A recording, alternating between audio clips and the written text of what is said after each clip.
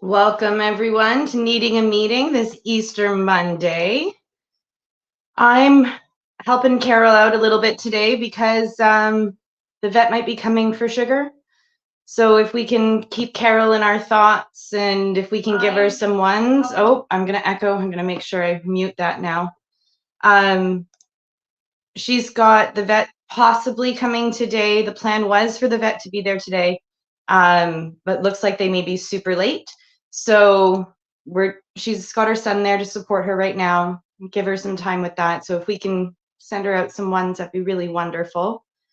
I'm also just trying to get the link in here for everyone. Give me 1 second.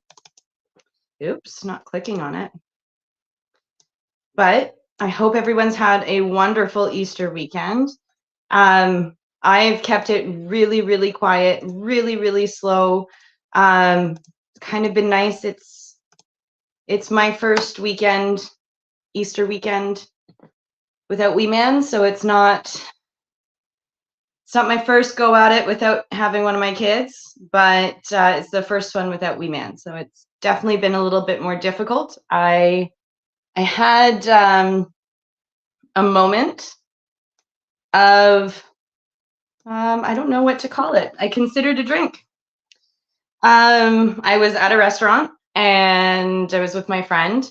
She is very aware I'm sober. She was ready to go after the server to change my order if need be. But the server, I hadn't had the server ask me in this way yet. You know, would you like something to drink is usually the way that they ask. But I ended up having, would you like some wine?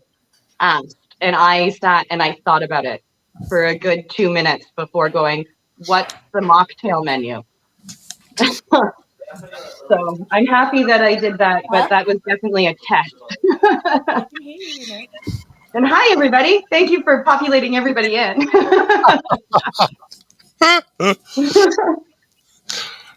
So how's everybody doing?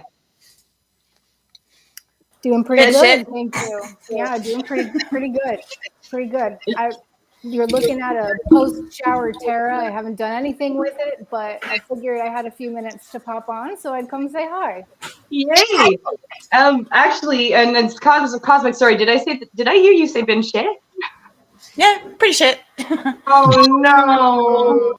Hey, you know me, I say things as they are. Oh, but no, that's exactly it. But I wanted to make sure that I heard it properly, so at least I know. Oh, big ship.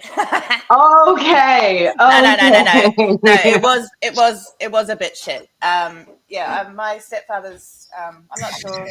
I didn't say anything about it in a meeting, but in Discord, I vented about my stepfather, best friend dying. Yeah, it's pretty caught up a lot. Had a pretty bad weekend, to be honest. I'm sorry to hear that.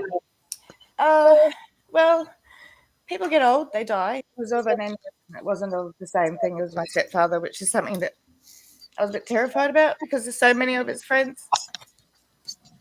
Yeah. Unalive themselves. I don't want to say the words. You're all right. He didn't. He didn't. No, it was an aneurysm. Instant. Oh, it's not any easier when it's that. No. It's so hard. It's a bit easier knowing he didn't choose it, to be honest. Good. But it's also difficult because he was the person who was there for me that night and held me and my daughter together after. So it's like a whole big. It's just a PTSD trigger. So I wouldn't say just. It is a PTSD trigger. And I'm trying very hard to distract and all that sort of stuff. But that's been my weekend. Oh, and I haven't slept all night because I'm in mega pain because of my back. Oh, do you think that the back pain could be some of the emotional manifesting physically? No, it's been happening since before last week when I went to the physio, and I was also a bit of a silly bugger on the swing at the park. Okay. So, okay. Yeah, so it was I shouldn't have done all my tricks. I'm not 12 anymore.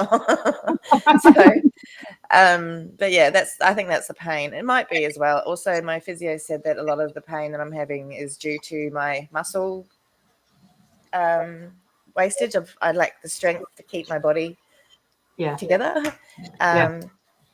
So, and I keep losing weight. That's also, and I don't know how to put it back on. Actually, my friend, the support worker, said that she thinks that the weight loss started when issues started happening when Jared moved in, my housemate, because I have this thing of I don't want to clean up after anybody else anymore.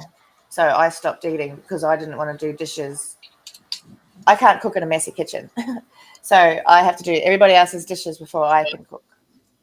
Yeah. And when it's overwhelming, I don't know where to start. And also I don't think I should have to do it if I didn't use any of it. I don't care if I am the person, the woman of the house. It's not my job to do everybody else's dishes. So yeah, that sort of hit me yesterday too. I didn't realize there was a correlation. So I just thought it happened around the same time because stress. It wasn't stress. It was kind of me being a little bit petty, and it started it off. But So sorry for all of that trauma dumping straight up. Well, no, I appreciate it. I enjoy being a part of your journey because as much as I may not struggle with some of the same things, it educates me and it helps me figure out how to help you. So I appreciate it, and I'm really honored that you're happy that you're okay sharing it with all of us. Mm-hmm. I am. I probably wouldn't be lots of other places. I have shared a little, not about. I do keep the eating stuff mostly here because you know about it, and I don't want to trigger anybody who doesn't. Yeah. But yeah, the Tony stuff, my stepdad, I did share a little in the boat, and that was good because it was fast, so I got to say it, but nobody really focused on it, so it was really good. Because got it out, but it didn't have to be the spotlight. Yeah, my mother didn't care at all. I called her; she was there that night. She's basically said that I'm taking too long to grieve. I should get over it because he wasn't my real dad, and he hurt her feelings. So I called her. It doesn't work like that. No, my mother. We have a very. If there was a status for parents on Facebook, it would be it's complicated. Because it is. I love her, but I don't like her very much. If that makes a lot of sense. Yep. I get that. But it really hurt that she might not care about what happened to Tony. That's up to her. That's on her. That's up to her. But the fact that she doesn't particularly care about how me, my daughter, my son, my whole family was shattered by that day. She doesn't care. She's just happy to sit there and get drunk and ring me and yell at me because I don't want to talk to her because she's always drunk and she yells at me. So yeah, I think the lack of sleep is making me way more emotional right now. So, but I'm also a sad, sacky person. I've been watching stuff. Oh, honestly, I watched that music clip I sent to you, Plant. Stasia. Yes. Sorry, I'm reading the names. I watched that over and over again, and it's uplifting because it's an uplifting. I find it uplifting because there's strength in it. So, and that's how I feel. I've got to find myself because I've lost myself. So that's what I took. I will post it in the group for everybody because it's an excellent song. I was going to ask if you could. Yeah, it's an excellent cover of a Eminem song sung by a country singer, Australian country singer. She's great. Yeah. Anyway, it's actually really interesting hearing the female voice in a country twang go over a rap song. It's incredibly soothing, actually. It is incredibly soothing. until the rock Yeah. bit at the end. Well, that was still soothing, but yeah, no, it was a great Yeah. song. And yeah, Tara, you were going to say something before. I think I might have cut you off. Yeah, that's okay. It's totally understandable. You're dealing with a lot of different things right now, and I just want to provide some of my lived experience and tell you what I can relate to at this point that you're going through. It's just a little portion of what I heard you talk about, because there's so much that you're dealing with right now. But I used to live at a safe house for a year. I lived there sort of in the beginning of my recovery experience, and there were a lot of different personalities in there, and we had a shared kitchen, and it was always, well, not always, but it was often a disaster from other people leaving messes, and the director did the best she could to help people keep it clean and motivate people to keep it clean. But inevitably, when you've got 16 women living in the same space, and all with different types of trauma, it's going to get pretty gnarly in there. And I can so relate to what you're saying, where you're like, I don't even want to deal with this right now. It's easier for me to not eat, or to like put together a corn tortilla with some peanut butter and bananas and honey on it that I don't have to cook, rather than like dealing with all of this mess. And what really helped me to be able to break through that is to be like, all right, it's not my responsibility to clean up after people. What you said, it's not my responsibility. I do not have to take on the work of the entire household in order to have my clean kitchen to make my food in. I'm just going to work around it. And that's what I did. I worked around it. I cleaned up after myself, but I did not worry about what other people had left in the kitchen. If there was a dish that I needed that was dirty, I would try to be resourceful and find something else. But if I had to clean that dish in order to use it, I just would. I sucked it up and I would clean it after I was done. But I just wanted to share that. First of all, like, I was eating cold food for a period of time. I was like, I can't live this way. I did this in my car and I have a kitchen now. So I'm just going to work around people. And that, I know it doesn't solve your problem. I can't solve your problems, and I wouldn't even try, but it helped me to just be like, all right, I'm just going to work around it. I'm going to take care of myself and I'm going to work around it. Yeah. Yeah. And I realized, sorry, I didn't want anyone to hear the tinking. No, that's okay. I realize it's just a sliver of what you're dealing with. To me, though, food is so important. And if I'm not eating well or sleeping well, I cannot operate. Yeah. Oh, food's been an issue for me for a while. I actually found a photo of myself recently, and I look like a skeleton. I think I might have been 45 kilos or something like that, and I'm short. So 45 is not good, like on anyone. But yeah, I just I don't know what to do about this food thing, because it's gotten to the point where now I can't eat. So I'm like, actually cleaning the kitchen now is preparation, and I'm like, okay, I'll clean the kitchen and I'll get this done, and then it's like, now I've done kind of what you've done. You said I've worked around it to the point where I'm now using cleaning the kitchen as inspiration for making a meal, and then I'll cook the meal, and generally I can't eat it, but at least I've got a clean kitchen and food in the fridge.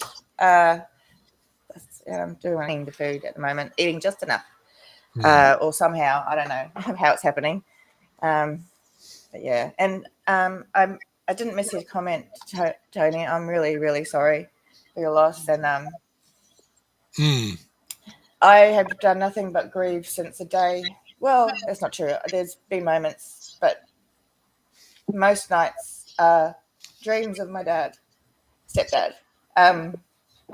I don't know if I'll ever finish grieving. I don't know if grieving is an ending process.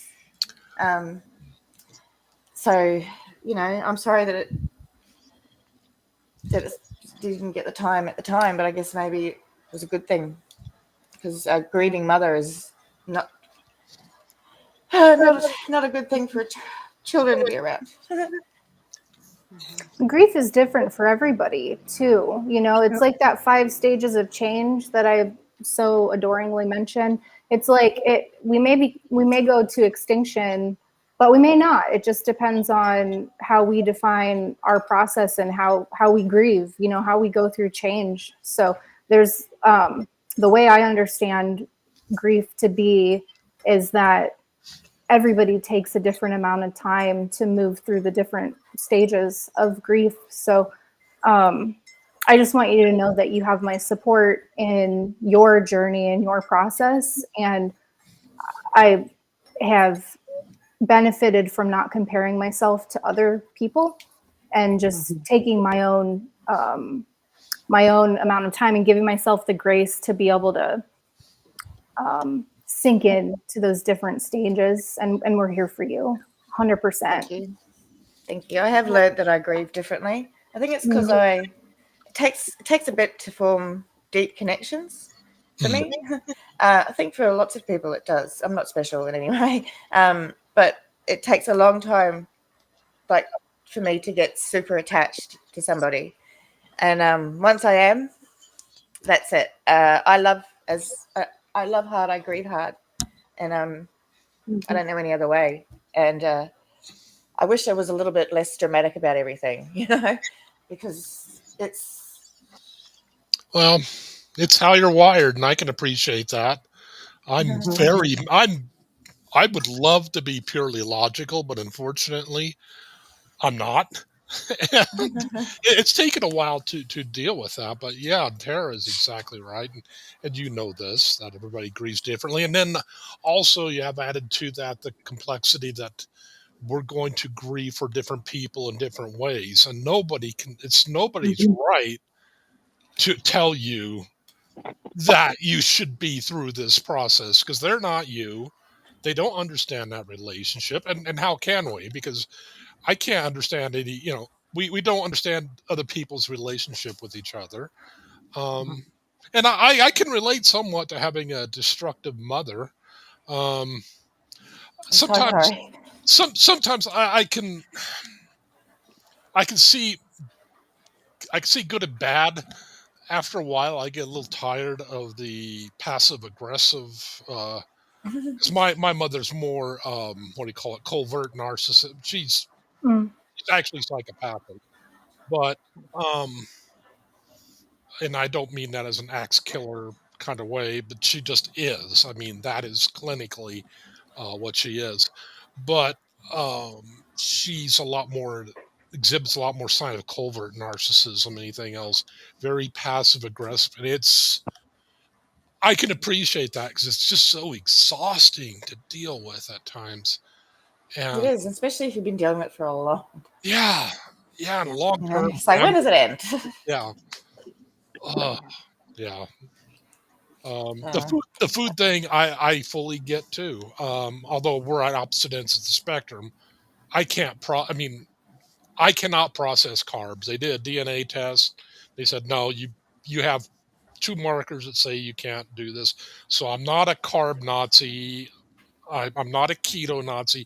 That's just I have to live that lifestyle. And I know for me, when I'm going through difficult stuff, I will eat stuff that I know is not, good for you you. know, yeah, and I think everybody does it. And you're especially going to be more apt to do it when you're grieving or things are just difficult. And say, oh, why do I have to deal with? I'll just fix this, and before you know it, it's been a long-term habit. And yeah, so I do appreciate that, and like Tara, I support you, and whatever way that you uh, go through this. But I am sorry to hear that you're still dealing with that.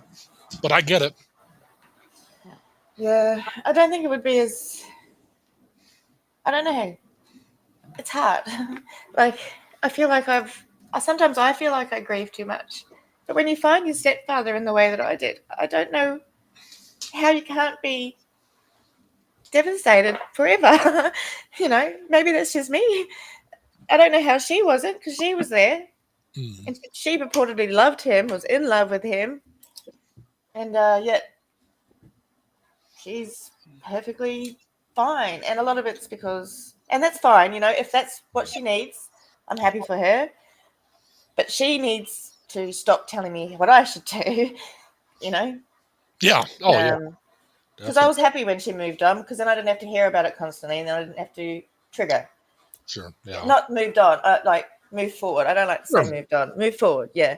Mhm. And I didn't have to hear it all the time, because she's a trigger, because she was there, and she has a lot to do with the whole situation. And I think that might be another reason why I don't like her as much anymore, because it kind of, I used to look at her with rose-colored glasses, and then I lived with her with a partner, and I saw what she was actually like and how she treated my children. Oh boy. She attacked my daughter. Oh my God. Yeah, she had to go away from a night because my son had to protect. Because I was in hospital at the time, I'd had a mental breakdown after the loss of a child, and so I had the only person in the world I thought I could trust with my children was my mum. Turns out, can't trust her either. So, you know, I just think, how much can one person take? But I know that I'm not going through more than lots of other people. Well, but the thing is, you're not other people. No. Yeah. So No, that's what I'm saying. I'm not in. Like my worst day is still my worst day, and I just feel like it's not. I haven't had it yet. Yeah. So. And that was one of the things that was mentioned here, is that you're not supposed to compare trauma, and that's really true, because different people handle it different ways. And, Yeah, we're not other people. No situation's comparable. I want to apologize. I was only able to hop on here for a few minutes, and I have to pop off now. But I'm sending you all of my love, Cosmic. I'm so sorry for your loss. That is a lot to be dealing with that you're experiencing right now. Lots of love to everybody, and I hope to see you soon. Yes, thank you for popping on, Tara. Absolutely, my pleasure. So, what's anyone else got on today? How's your weekend? I can't have it all focused on. It's okay. It's okay. It's my first weekend first Easter weekend without Wee Man. Yeah. So I've done this already. I did it with my daughter. It was hard.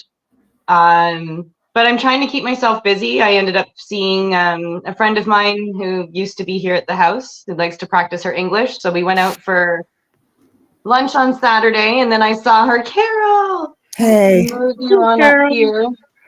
Hey. There you go. Go ahead with what you were saying. I was just saying I was keeping myself busy this weekend. So it's I had that drink thing that I was talking about earlier. I had the temptation. Oh. And I had it, instead of a server asking me what I would like to drink, they asked if I wanted wine. Oh. And that's the first time that's happened to me.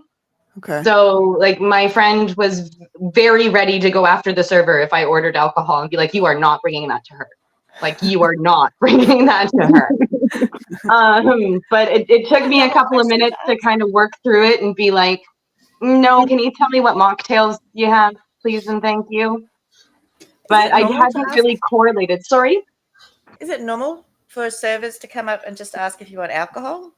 Is that I haven't had that experience since being sober yet, but I've only been out twice now, 3 times. It could be the 3rd time.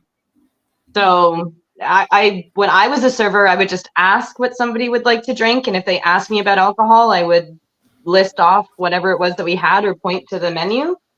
Yeah, it was just really strange to me. So, but yeah. Sorry, I interrupted. Oh, it's okay. It's okay.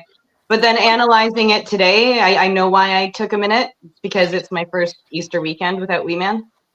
So I'm feeling a little bit more than I'm realizing. Yeah.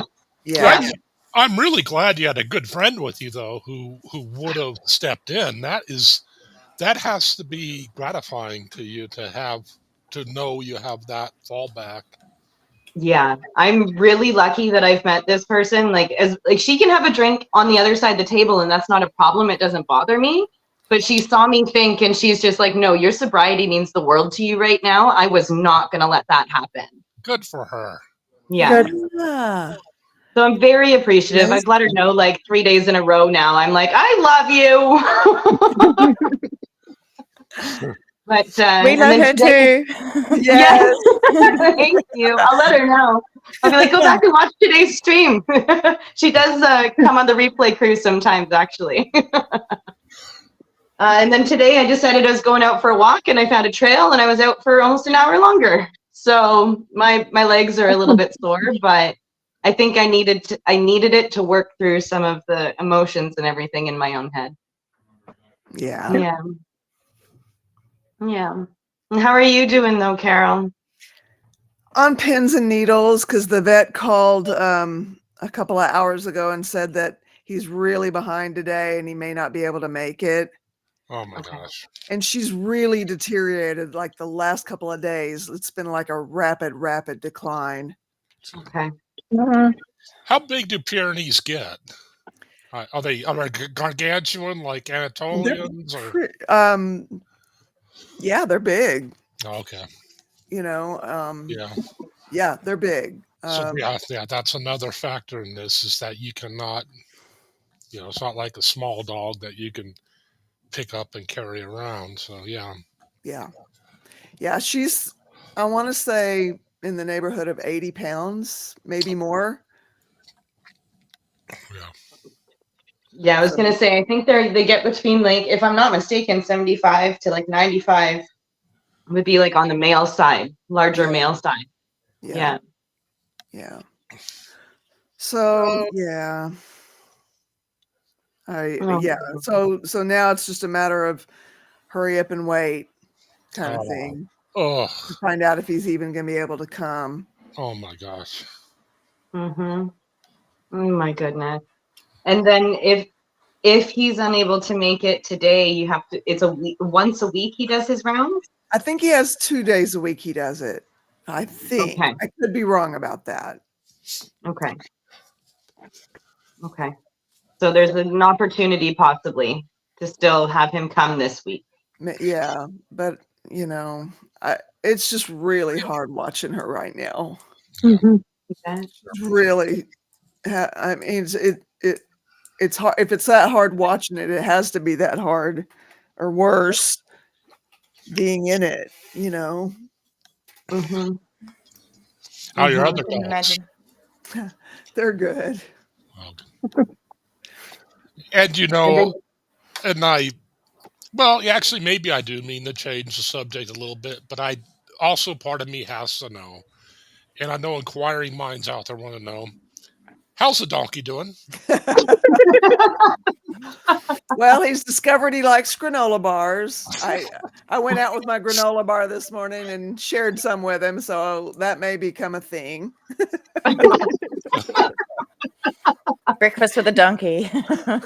Yeah. So be careful. Don't just hold the granola bar close to him because he might just take it and you'll get none. Oh, goodness. How are the goats doing? Are they stable now? Yeah, I sold my mama and 2 babies yesterday. Okay.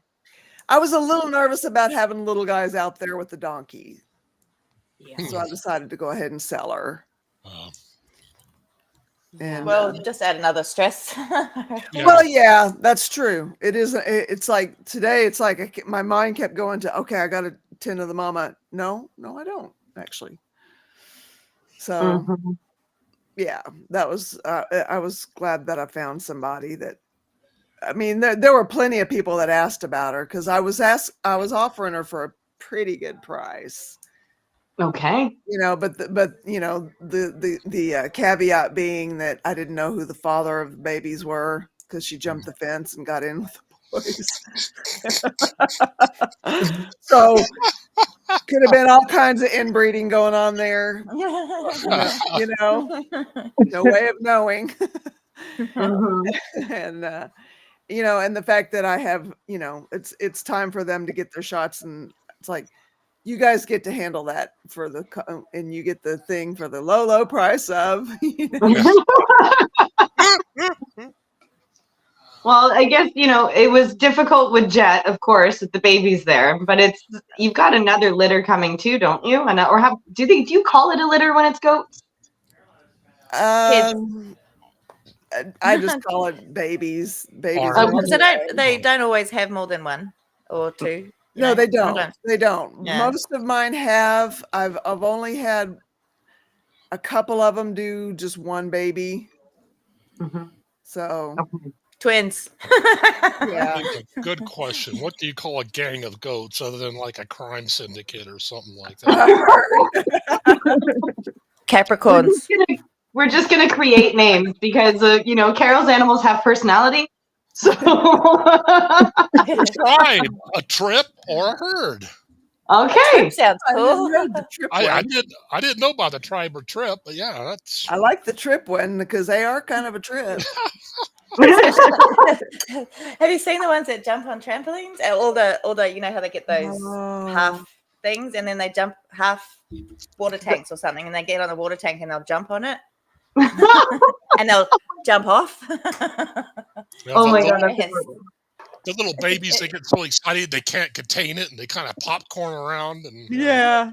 I love it when calves run because they're so awkward with their legs. I don't know where they're like, especially new ones, and they're running and jumping and they're like with their legs. That's so funny.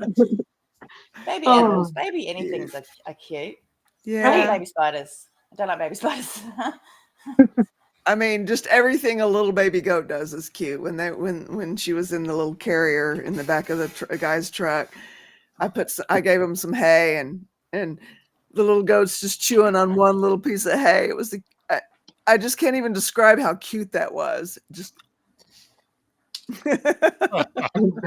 I bet. I think those big ugly goats are cute. You know, the ones that go at people through the fence. They're hilarious. Or have you seen that clip of Taylor Swift? And it's like a song, and then it's like The screaming goat. Yeah, I love the screaming Yeah. goats. I want one.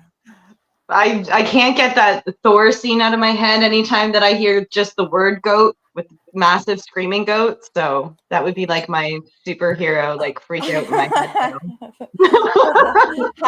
I love that. See, that's what made me want screaming goats. I was like, give them to me. Because it's hilarious. it is funny. Scream on command. And it would really annoy other people. And that's generally what my whole life is about, annoying people. Nicely. Generally. do all goats freeze up when you surprise them, or is that just certain ones? Oh, okay. Just the Particular, fainting they're called goats. fainting Just- goats. Yeah, Fainting just goat, those. okay. Yeah. Okay, so That's it's a actually a specific genetic, freak. it's a genetic anomaly or something. They freeze when they're scared. So do I. I remember seeing those, and I was like, "What? I need to witness this in person, please." Well, see, I also faint when I'm scared. So and I'm a Capricorn. Oh, I'm a fainting goat. That's why I love them so much. But yeah, the fainting goats, I couldn't have them because I would constantly, I'd have to take myself to the RSPCA and report myself scaring these animals constantly for my own humor. And the views on YouTube. Well, that's a factor. That's a factor. I don't have any way to respond to anybody in the chat, and it's not moving for me for some reason. It's been stuck on the same thing for a good. I'm not having very much luck with chat. I'm using my phone. Chris and Melinda at the bottom of yours. No, Plant Freak's at the bottom of mine. Almost evening here. Just making tea. Oh, that is weird. That was really early on.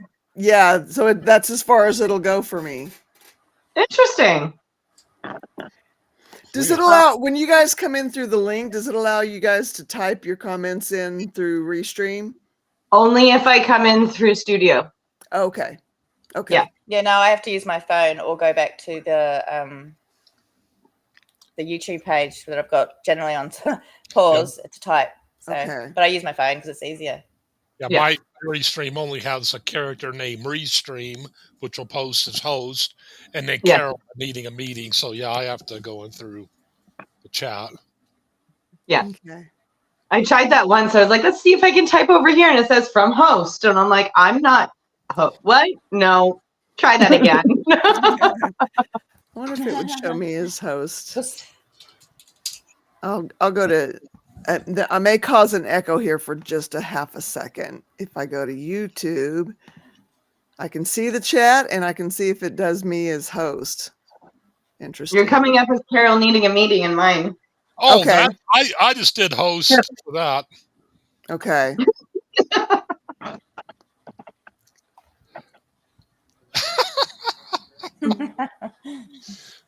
Oh, you put Lord in front of his name, and look what you get. Wow. Lord in it. Yeah. Yeah. J9, it does look like Leo is very happy with mom crocheting right now. Usually they're under the lid that I have everything on, but Patches is down there and he doesn't want to go down, so yeah. Okay, so it does show me as me. Okay. Yeah. Cool. But yeah, my chat's not on Restream is not moving at all. Does it do that to you guys too? If you come in through just the link? No, I can see it moves. I think it's I don't moving remember. slowly. I usually come in through Restream. I haven't come in through the link in a while. Huh. I come in through the link because I don't know any other way. For me, when I come in through Restream, if I'm the second or third person in, my chat doesn't move. Okay. Yeah. So I think it just gets overloaded when it's more than 2 people, and then it just is like, nope, not doing that again. Sorry. I usually have my laptop on so that I can see the chat, because on my phone when I'm in, you can't see nothing. So Okay. Yeah. How do you curtsy? That's where you do the one leg behind the other and do that. Yeah. Okay. Yeah, yep. it's But kind of not backwards. But not backwards. Out sideways with your skirt. Yes. And it's quite little. It's like I'm missing a and it's- skirt. Damn it. yeah, if it's any bigger than it's gonna be like curtsy. Yeah. Anything bigger is too much. Apparently, according to my that lady who made me go to the freaking debutante ball or whatever. No, not like that. It's like what? Not like this. Yeah. As I said, They do that in Australia, the debutante balls? Yeah. I don't know if they still do it because I got my kid out of a school like that before it was going to happen because they're very embarrassing, terrible. And I didn't go because I said I didn't want to go, but I kind of did because all my friends were going, but my parents didn't want to pay for the dress and all that sort of stuff. But I still did all the classes and everything that everyone did because it was during school time. So it was fun. Well, though. yeah. We did, yeah. Right. But I think it's a ridiculous thing. Yeah. Yeah. Unless you're in front of the queen, you got to do something in front of the queen. I still have it in my head that the queen is the queen and the queen's still with us, and She's still the queen. He's not my king. Yeah. And he's not going to last long by the sounds of it because now he's sick. So it's going to be William's next in line, right? So it's going to be William soon enough. And I feel bad saying that, but I think we all knew that the queen was going to pass, and then I don't feel bad. Just a tiny bit of time. Those colonials, whatever they are, colonists. I can't even say the word. That's how much I dislike them. I don't dislike them as people. I just dislike the idea of monarchy. Except for Charles, I don't like him. So is there a mixed feeling with Australia, or it depends on who you talk to. Most older people are all like, yay, monarchy, and you nerds. But generally, we want to be a republic. I think the only reason that we're staying in because we're a very sport-oriented country and we get the most medals at the Commonwealth Games, which is ridiculous. We're staying in this particular political situation for sport. Right.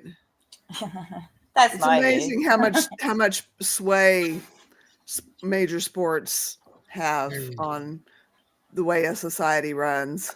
Yeah. Well, but it's only because I think a lot of big people are either like people in power came from sports and they get there because people think they're popular and they can do something because they were popular at one stage, or they're into sports because sports is a very Aussie thing. I can't, like, I'm sure it's a big thing everywhere, but it's so much in our culture that before we had an institution or a constitution, we had a sports team. So Yeah. Oh, Yeah. It is a symbol these days, but it did there was a political situation years and years ago where the Queen said it was okay for our Parliament to be dismissed. So there is still some sway. All right. I mean, she was asked by the government. She didn't just go like, I don't like that one, he can go. But no, they just went to her and she was like, oh, these Aussies, it's causing us so much trouble, we'll just say yes.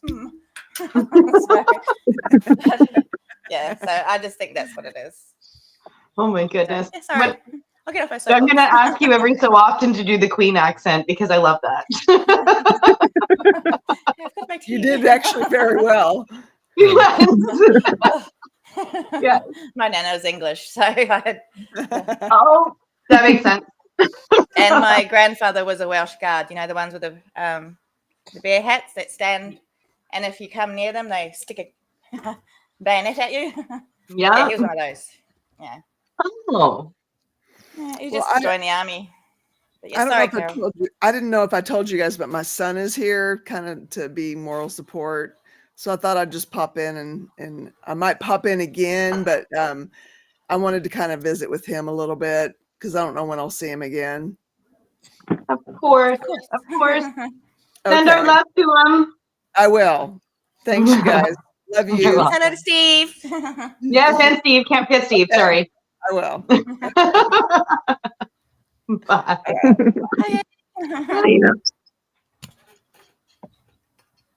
What day is it over there? What day is it here? It's Monday here, so Tuesday there? Yes, Tuesday. I always say it with a question mark. Yeah, no, my watch says Tuesday. You're not sleeping for a night. It really messes with you. Equilibrium days and everything. Yeah, it's been a long time since I've stayed up all night, and it used to be for fun. And now, yeah. Oh, I get that. I ended up going out Sunday night, and it was good. I slept, but I came back and I was exhausted. Like I didn't do anything strenuous, just relaxing, watching TV. I wanted to sit by a wood stove. It was a little bit chillier that night here, so I was just, I'm gonna go sit by a wood stove tonight, and it was lovely. Just I was so exhausted. I think it's the change in scenery. As much as I want the change from this scenery, it's just the change of scenery exhausted me. Yeah. I get it. And Matrix, but I also think sometimes, especially when you don't have to be on, so say like, you know, you don't have to be on because you don't have Wee Man. You know, you don't have to put on a mask of everything's okay, even if you're not feeling it inside. So, and that's exhausting, you know? Oh, yeah, I bet that is. Yeah. I've realized, though, that the mask is a lot harder for me to drop than I thought. And I thought I was doing a lot of great work on it. And I do still, like, I'm trying to explain to myself that I am still doing great work with it. But one of the social workers here had said to me, she's like, most of your situations, as difficult as they are, you're making it through it. You're trying, you're doing everything. You also need to understand that you don't need to smile when you're upset. And I'm like, I don't know how to feel angry. Like, yes, I had my angry moments in my last situation and I got very, very angry, but it's never been okay for me to be angry. So I had said, how are you? She said, how are you doing? And I'm like, I effing hate the world today. And I was smiling.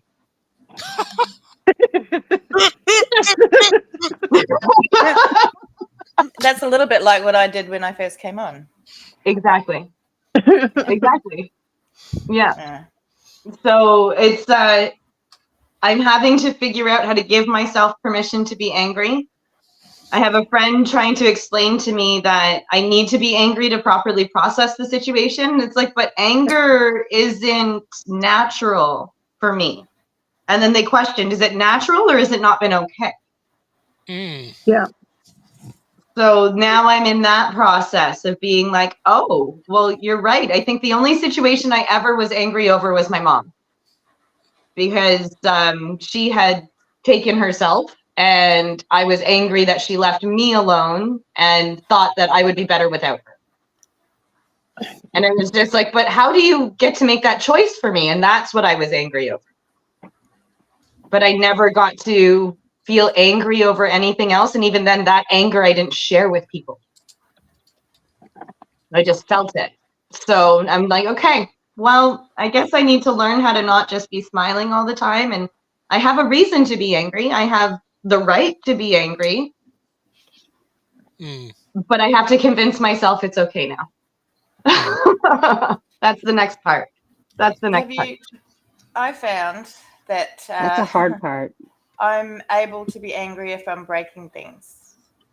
Oh. Yeah.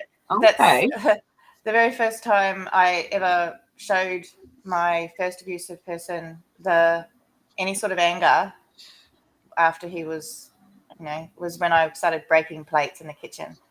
He thought it was accidental, and I just turned out I was really, really clumsy. But instead of saying something or expressing this anger towards him in a way that I knew would come back on me in a lot worse way if I even mentioned that I had any sort of feelings, I would break a plate in the kitchen. I'd be like, oh, there's another one. And usually it would have his dinner on it. Oh, yeah. Even better. So, yeah. There's only one. So when you can't fight back, you find small ways to rebel. But what I was trying to say is that if you can, those break rooms. Yeah, I was thinking about that. Yeah. Yeah, they're very expensive, but you can make your own. You can go to like I don't know, like a cheap shop or an op shop or something. Although I feel bad doing op shops because those things were loved, so cheap or whatever. And just break it into a bin. Pick something you want to be angry about, break it in the bin. It doesn't feel natural at first, but after that, and you're not going to hurt anyone, you're not going to hurt yourself, and you're putting it straight into the bin so there's no cleanup. See, I like that thought, that no cleanup thought. I'm sorry, I need to just close that curtain because the sun is literally beaming in my eyes. Yeah, but it's better to have an empty bin that's big because you might want to fill it depending on how angry you are. I was thinking specifically like a metal one too, because I feel like the plastic, if it bounced back at me, I'd be even angrier. It'd be even angrier. You were supposed to break. Yeah. That's why plates are good, not bottles. Bottles do bounce. Yeah. Good to know. Good to know. Yeah, but it's just a healthy way of releasing stuff that's not healthy to hold in, I've found. Yes. As far as anger. Although and I've sometimes when I do my meltdowns, I have broken my stuff in my house, which is not healthy at all. Because after I've done it, well, sure, I haven't hurt anybody. I've hurt myself because I've lost stuff that I wanted because I wouldn't have it if I didn't want it. Yeah. So, yeah.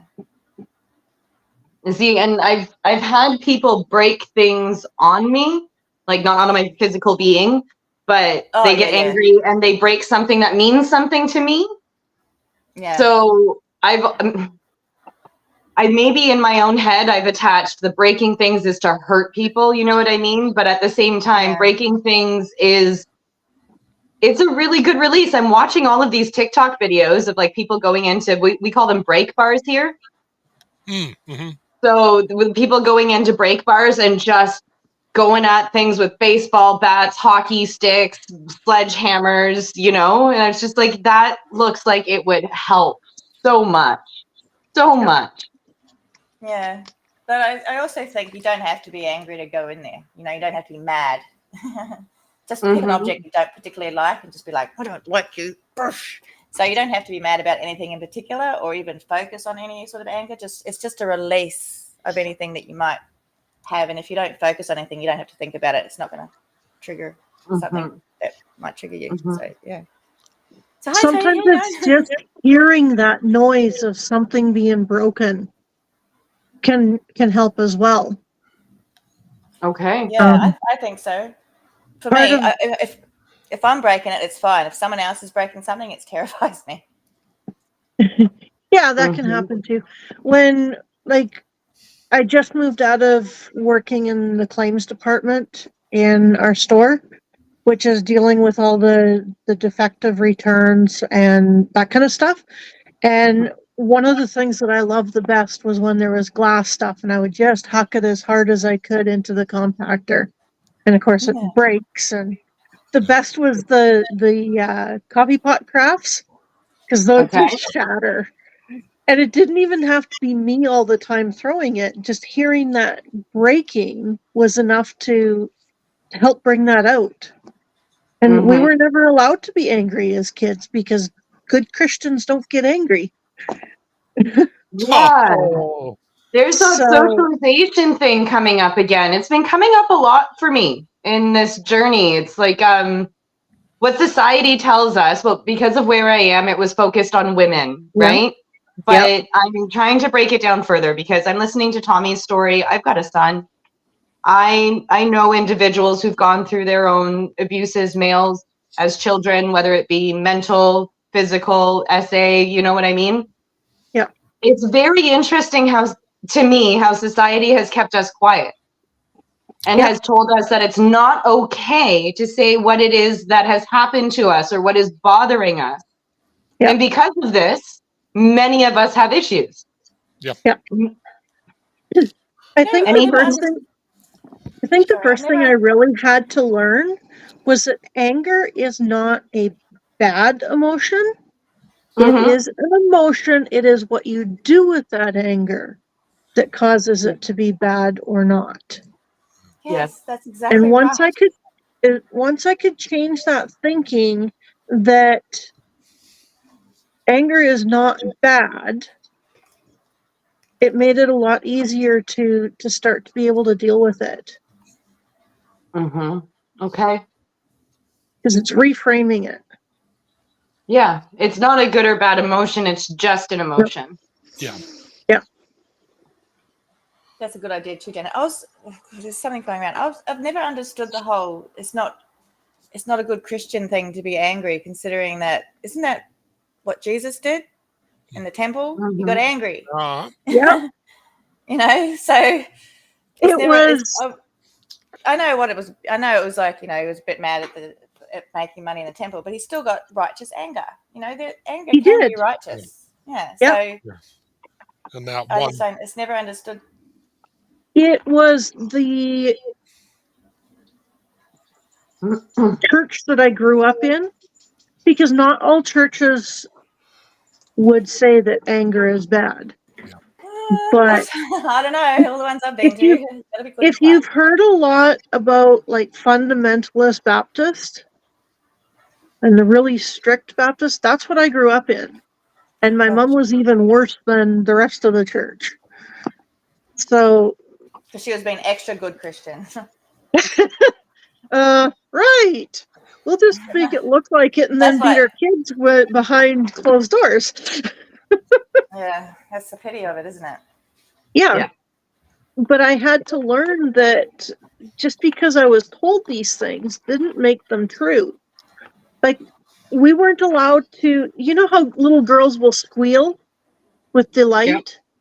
Yeah. I wasn't even allowed to do that. Any type of screaming was not allowed. We'd be backhanded. Oh. And it got to a point I actually had to learn how to scream. And now when I'm mad, I'm going like this and I'm screaming my little brains out. And it's so releasing. I'm Yeah, so that's used one to thing that talking I've really noticed quiet is that I I can't don't know that I yell. could Like, scream. yeah, yeah. I don't think that I could scream if it was me trying to work through something instead of me being in a situation. Because that was the last time that I screamed. I was in a situation. And now it's just like, I don't even want to. My poor vocal cords. That's the first thing that It's comes to my mind is my poor vocal cords. yeah. Well, see, I've only really screamed a few times in my life. Generally, it's because of situations, but the one time or 2 or 3 times I think that I can think of now, because I'm, I know, pretty not entirely young, so, but it was such a stress and a strain that I couldn't talk for so long that I was like, how can people do this all day? You know, like full on scream at people all day, and I'm just thinking like, because that was what. Actually, no, we didn't get screamed at. We got hit a lot. But, I think I might have yelled at my kids a lot when they were little. Stop doing that, stop doing that. But you realize after a while that you keep screaming at someone, you just become white noise. So they don't hear you anymore. So I was a lot more dangerous to my children, they thought, when I was speaking quietly. Yeah. Yeah. Even though I was never dangerous, but, they knew they were in trouble when I would talk really quiet. But see, I do talk quiet. Yeah. I use the hush finger in my kids because I have hush tattooed on my finger. I use that, and both my kids know. Oh, we should just stop talking. We should just stop talking right now. I think I want one. Hush. I need to get it touched up because it's about 15 years old, but I bet you it hurt. oh, it was horrible. That's one of the worst ones that I've gotten. I would say about 30% of my body's covered in tattoos. So Yeah, yeah. I've been told the fingers are painful. And I agree. I actually because we teach children that they're not allowed to be angry, so we repress their emotions, and then they grow up to be repressed adults who then teach their children to repress their emotions. Yeah. If we're just creating this constant thing, but women especially are told we're not allowed to be angry. It's supposed to be this big man thing to be angry, and men aren't allowed to cry, and women aren't allowed to be angry. Yeah, it's interesting. But and it's just like, by suppressing the anger, you're also suppressing happy, joyful, all those positive emotions as well. yeah, we've got to be muted. We have to be muted. We can't be loud or proud or, wild. We have to be muted. We have to fit into the society's little mold of what we're meant to be. We're not meant to be out of the box. And if we are, we're weird or eccentric or flat out crazy, and it's not fair.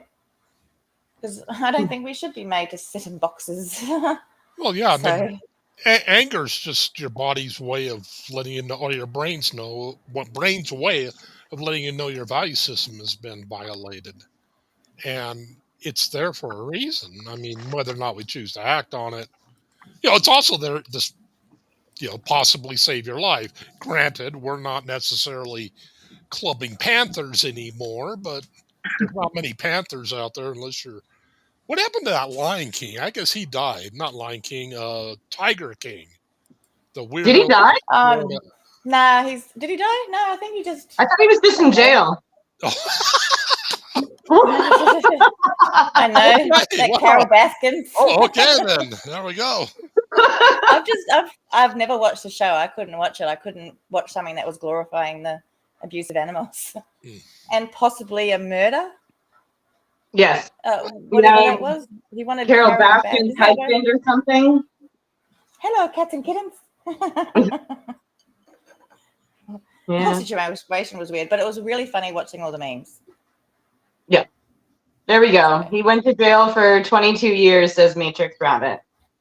I thought, oh, that's right. He was asking for a pardon. He didn't get one. Yeah. Goodness. I do the same, Heather. I do laugh lots of cry lots of happy tears from laughter and comedy, and actually I'm crying all the time. I don't think crying is a bad emotion.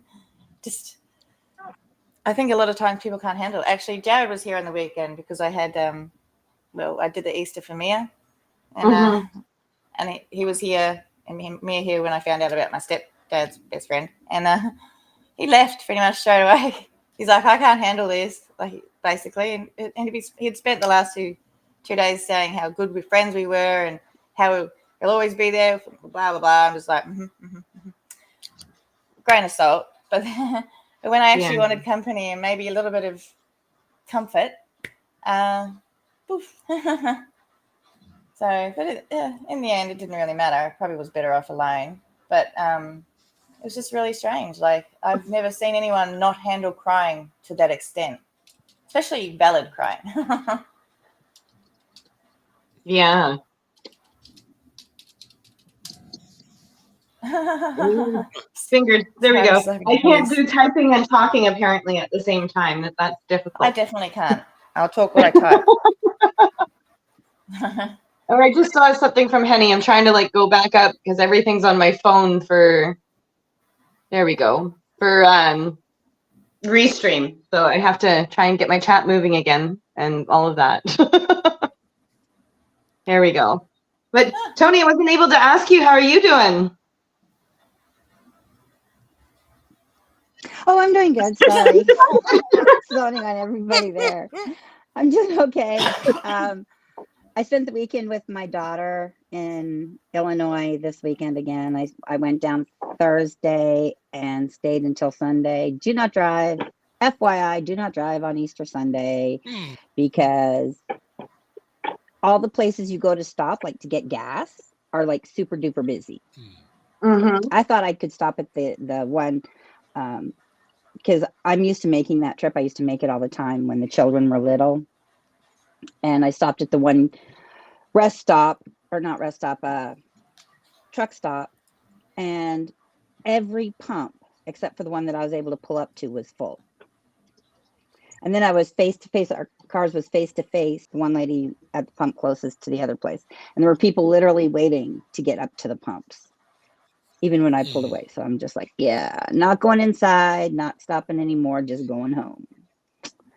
So, but it was a good weekend. And then, but part of it kind of made me sad because my daughter would get after my grandson and she'd start yelling at him. And it just, I was like, Chayton, I wanted to go to them and say, I am so sorry that I yelled at you when you were a child, because now you're turning around and doing it to your child. And when you say, I love you, but you have that aggressive tone to your voice, he's not going to believe you. You need to soften your voice. And, you know, age, mellowing, whatever you want to call it, has made me realize. And what you said, Cosmic, about lowering your tone, lowering your voice gets more attention than raising it. You are so right. So right. And so I'm going to work with my daughter on not yelling or screaming at her son when he does something or doesn't do something she wants him to do. And hopefully that will help. I did practical positive parenting. But that was hard. Like the course. That's what taught me that, because I was yelled at heaps when I was a kid. So that's what taught me that that's how you stop behaviors. Well, not with my kids, so no. But so I did the practical positive parenting, triple P program, they call it. And basically it's just about calmer ways of disciplining and redirection rather than constant yelling and all that sort of stuff. Because I actually think my daughter, because oppositional defiance disorder is a learnt behavior. It's an environmental thing. So you're not born with oppositional defiance disorder.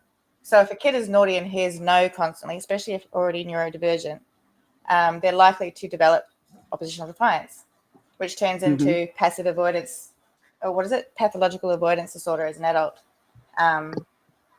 if not dealt with as a child. So that's one of the reasons why I went to the triple P, because my daughter already had been diagnosed, and I just tried to change it around. And I think it worked to a degree because I have pretty calm children who, wow, We won't take in my daughter because she has disabilities, but I have calm children who don't like yelling, and I feel like they're probably not going to yell at anybody else either because they didn't grow up with it as normal behavior. And yeah, so I think lots of things is a learnt behavior. Definitely. You know, I mean, I didn't yell a lot because it's not what I do, but I'm pretty sure because I separated from her father when she was like 10, and he had this little hussy that he ended up marrying, and I swear she doesn't like my children. She pretends she does, but I don't think she does. And I'm pretty sure that between her and my ex, they yelled at the kids a lot. And so that's where she got most of it, because fortunately enough, my husband is pretty mellow and he doesn't yell much. So if I got too loud, he'd like, okay, that's not doing you any good. You need to calm down, take a breath, breathe, So I'm very grateful for that, because he does recognize that yelling doesn't work. And I'm learning with our youngest son that if I raise my voice at him, I'm not going to get anywhere with him. I have to literally soften my tone, soften my voice, and talk really low to where he has to really listen to what I have to say. Yeah. So. Yeah. And I try and get on Rowan's level. That's one thing I didn't do with my daughter, was I try to get lower and like within eye height. Yeah, because you're a lot less intimidating as well when you're lower. That's why Chihuahuas are horrible, because everyone's so big. They're like, help, go away. So, but it's just like, I just think that I think parenting should be more taught in schools. Practical, positive parenting. Positive parenting even. Not that just you don't want a baby, you have this fake baby just to show you how much you don't want a baby. There's no actual. Or humanities even, just how to be human with other people, because obviously lots of kids aren't getting that at home. Fair enough. Teachers and schools shouldn't be the be-all and end-all of everything. No, but if they're not getting it at home, where are they going to learn it? School. Yeah. Exactly. Yeah, and if you have a lockdown on top of it. Yes. Exactly, but hopefully we won't have another one of those. So, that definitely threw Wee Man for a loop. Like his social skills, they were going great. They were really going great. And then lockdown happened and he introverted horribly. So did my daughter. She was doing really well at school, and then lockdown and wasn't able to go to school. And then she didn't want to go back to school. So, and she had that option. She wasn't, I couldn't tell her, no. But yeah, I don't think that's going to happen again. The last time it happened was the Spanish flu, and then we had this one. So hopefully another 100 years. Well, hopefully not. Hopefully by then we're never going to wipe out all the viruses, because we're humans are here. Yeah. I missed your first live, Matrix. I was probably trying to sleep. I'm just going back. I actually didn't. I handled the Matrix. The what do you call it? The lockdown pretty well, because I'm a bit antisocial anyway, and because I was I lived in a rural area that my zone actually went to the beach, so we were allowed to travel within certain zones. My zone was at the beach because I chose the beach shop to go shopping at, because I was allowed to drive anywhere I wanted if I wanted to go shopping. So I didn't actually it didn't really affect me too much, apart from actually catching COVID, because I'm not a very social person anyway. So I feel really bad for those people out there who lost so much connection and community. And you know what? I reckon not a lot of people haven't got it back. No. And I started realizing that for myself anyways, I am more antisocial than I was making myself be. That the lockdown, yes, it wasn't a great thing, and it wasn't a great thing for me all in all and all the people in my life, but for me personally, it taught me that I need to be antisocial sometimes. I need to shut down, because before the lockdown, I was planning my week and every single day had to have something in it. And especially on the weekends, there was like 3 things a day that needed to be happening.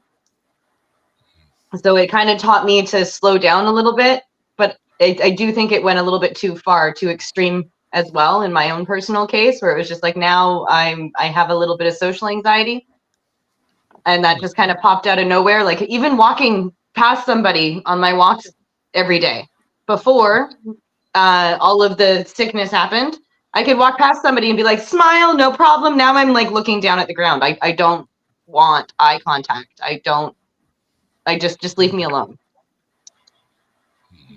So See, I was like And that that's the before. thing, like So- eye contact connection, you know, we see somebody, we smile at them, they smile back, you know, and that gives us that sense of connection. And by looking down all the time and not wanting to look them in the eye, you're missing out on that connection. But you have to retrain yourself to be able to do that and realize, you know, I can be proud of who I am. I can be proud of myself. I'm making these changes. I'm doing a good job.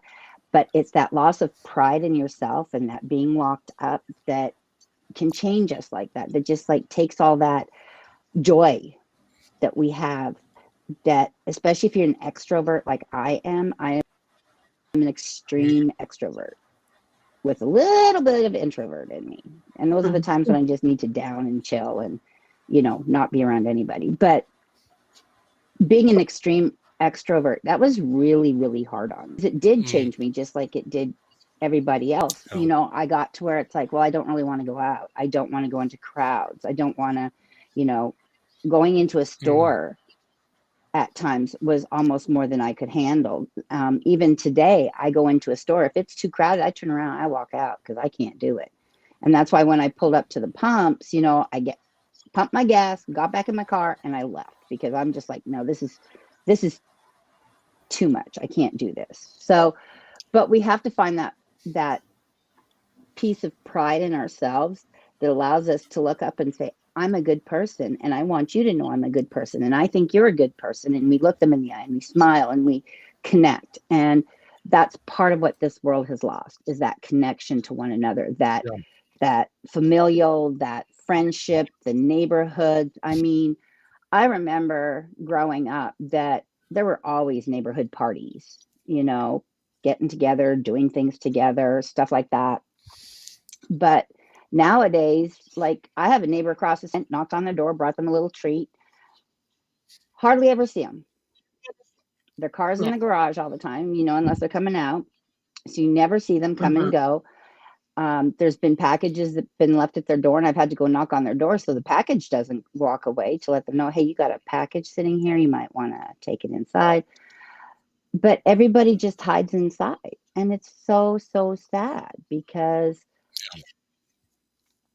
you know, we used to put on a fireworks show at our house all the time. And we had huge barbecues. This was when the kids were younger. And people from all over the neighborhood would come and watch our fireworks show because, yeah, we had about 4 families that would throw in for fireworks. And my husband's a bit of a pyromaniac. So, yeah, he had a lot of fun with our brother-in-law, you know, just setting off all this stuff. And, of course, as the kids got older, can we help? Can we help? Can we help? And it's like, nope, not until you're this certain age. And Ashley, of course, she was the oldest, so she got to that age first. And then by the time Josh got to that age, we more or less stopped doing the fireworks. She's like, not fair. But yeah, it's that connection that we create with one another that is just, it's such a sad loss in today's society. And I wish people would realize that the world has its moments, but if you accept the good in it, your life's going to get better. And that's just my theory. That's my opinion. And you can take it, leave it, throw it out the window. It's up to you. Well, I appreciate that opinion. It's a lovely one. Yeah, it is. I appreciate it because you said something that gives me a starting point for journaling this evening. And that is, why do I keep looking down and why can't I find my pride? I can answer that. You know, I've been through a situation. COVID happened. That situation was also a little bit through COVID. So I can answer the question, but I can't answer it emotionally, and that's what I'm going to try and work on. Sure. That's the journaling point. Like, what does that actually emotionally mean? So I appreciate that, and thank you. Oh, you're welcome. My pleasure. It's just, I like to see people happy, and that's why I like this group, because I can pop on here, and if I have something to say, and like, I noticed you popped up a couple of Henny's issues that she's having and stuff with wearing the mask all the time and stuff. And I can understand having a doctor that doesn't want to listen to my son when he was having migraines. And I had the family doctor tell me, oh, he's 7. He doesn't have migraines. Excuse me. I had migraines at 7.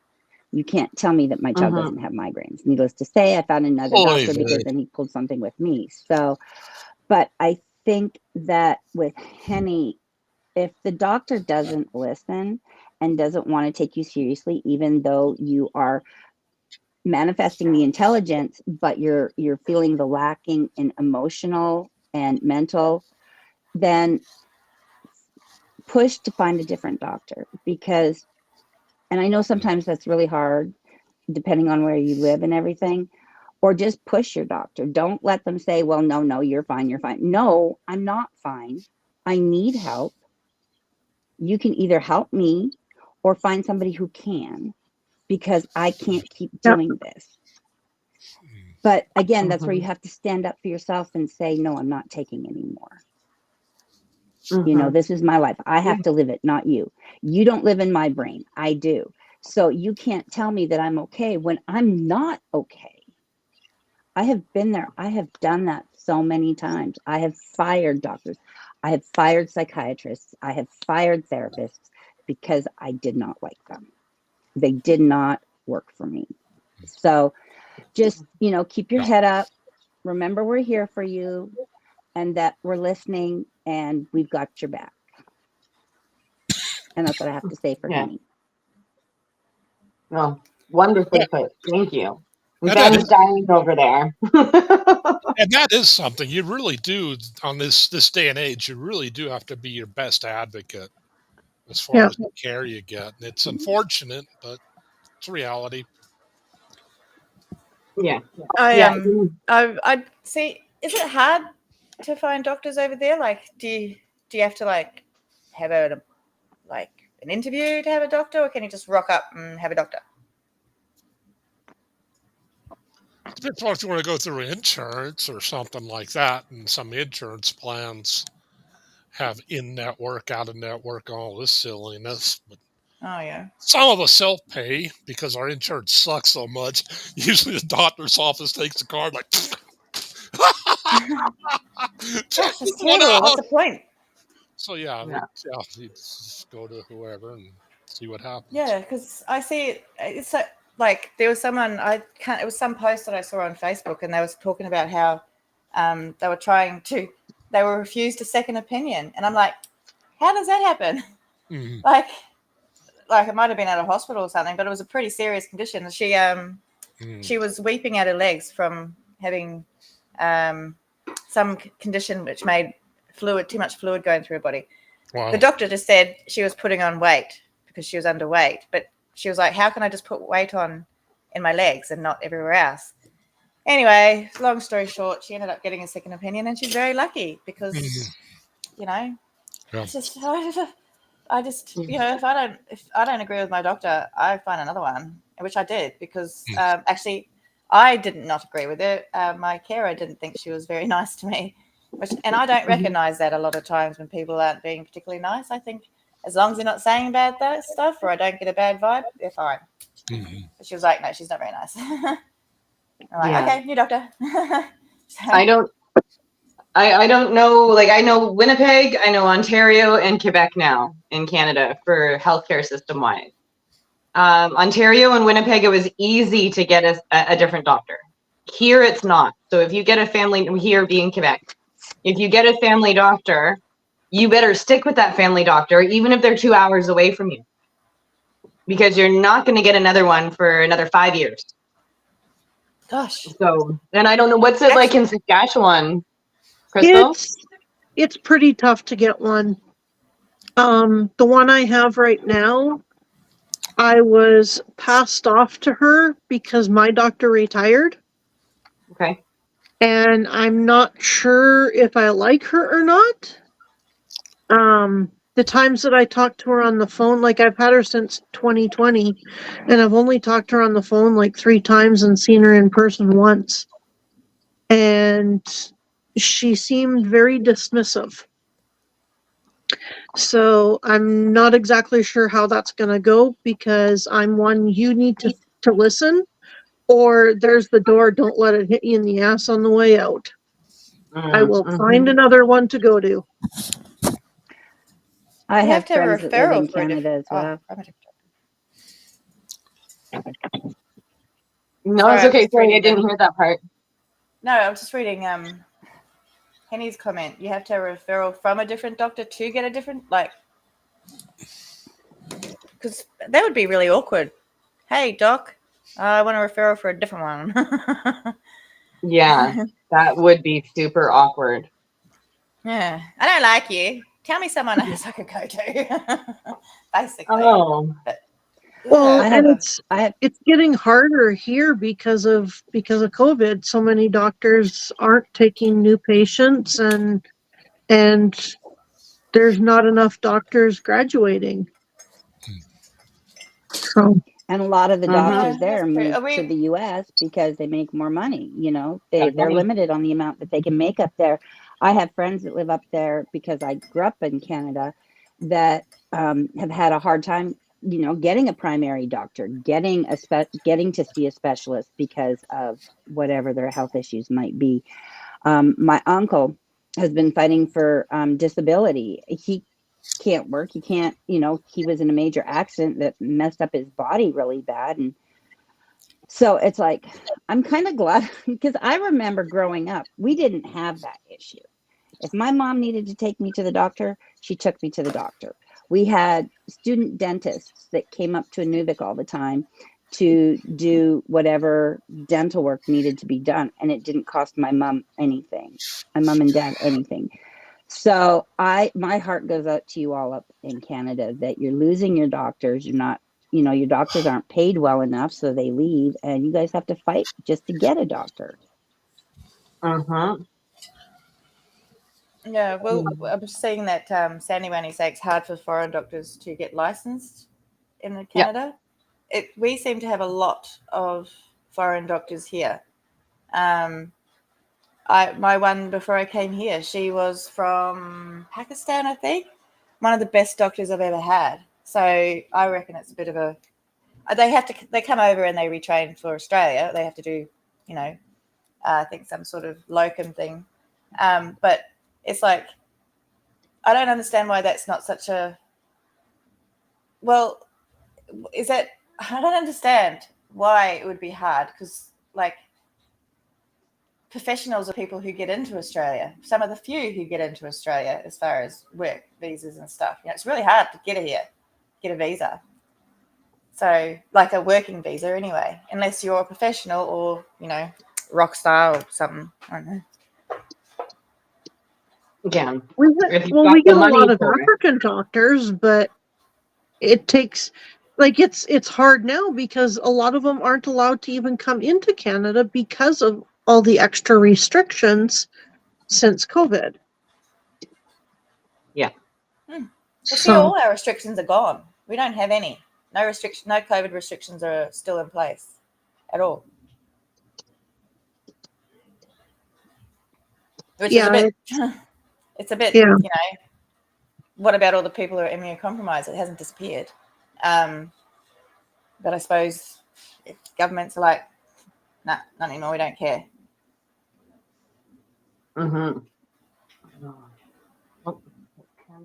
I know that specifically for Quebec, because of the language, because there's a law now here that everything needs to be performed in French, like all government services, legal, doctor, everything.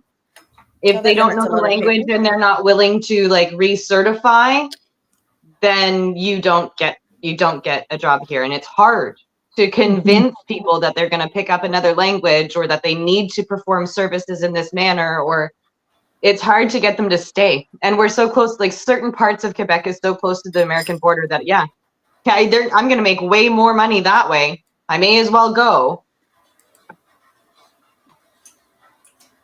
And not have to learn a new language. Right. Right.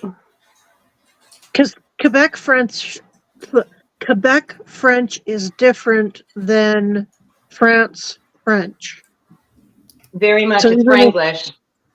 Is that like how Mexican is different to Spanish, or is it more? Is there a lot of like English in Mexican? No. No. It's Okay, so Spanish, there's a but lot of English there's words. varieties of Spanish. It's just like, you know how there's a difference between Quebec French and France French? Yeah.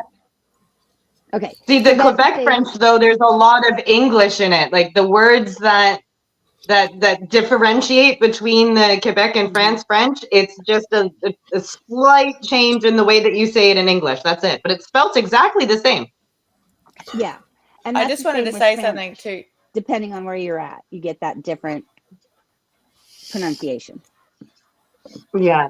So this is a bit of a subject change, but it's on sobriety and stuff. Janet G, that is absolutely against what SMART is about.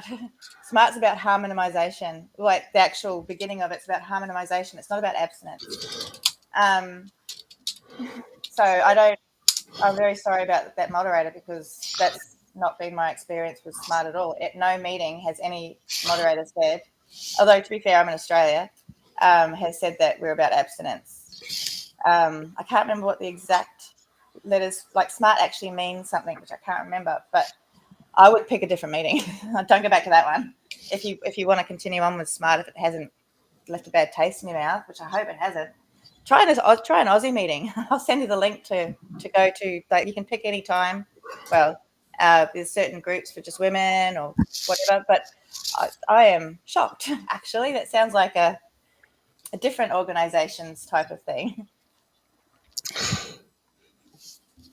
So, yeah, sorry about that. That's okay. And I'll expand on that comment a little bit. Where I am is we do have smart recovery, but in my situation, it's just not recognized. So I'm using something called Le Virage, and they are very much, they have two different programs. One where somebody's trying to get sober, and then another one is the recovery management, which is what I'm in, because I was months sober when I enrolled in the program. I almost said enlisted.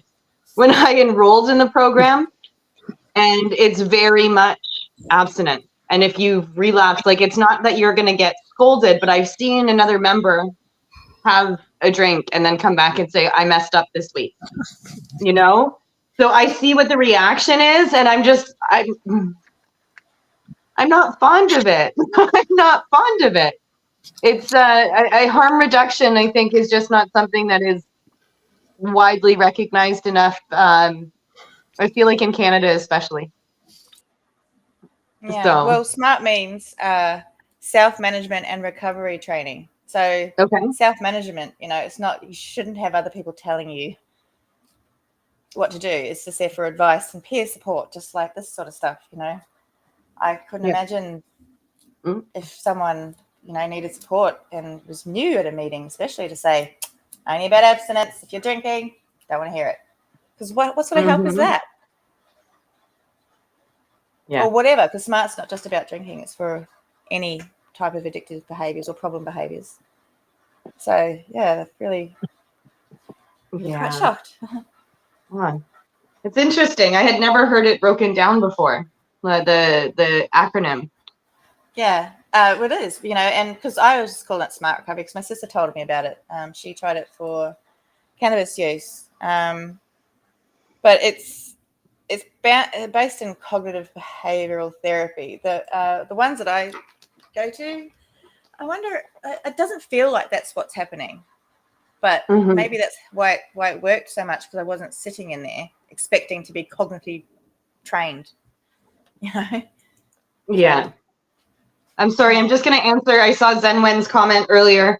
Zenwen, Carol has her son over right now. He's being a bit of emotional support. Her first guardian dog is at the end of life, and she was supposed to have the vet come today. We don't know if the vet will be there today to assist with that.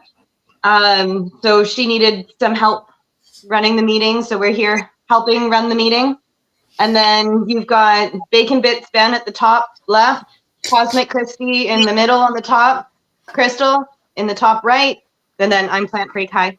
And then we've got Tony beside me here. There we go. I think I answered that now.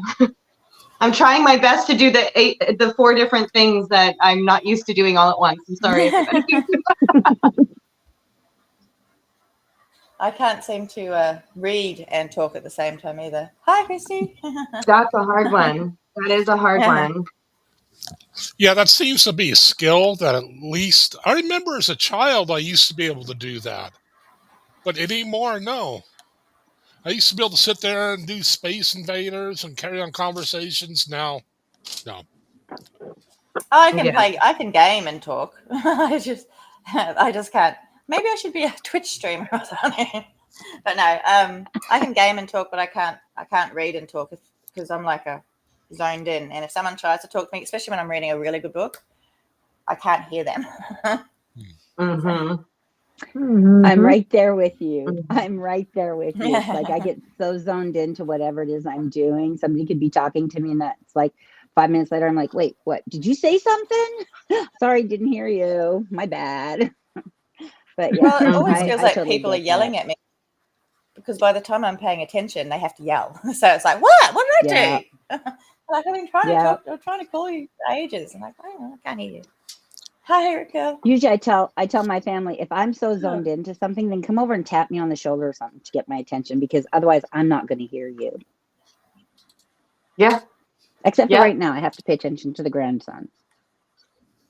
I'm sorry,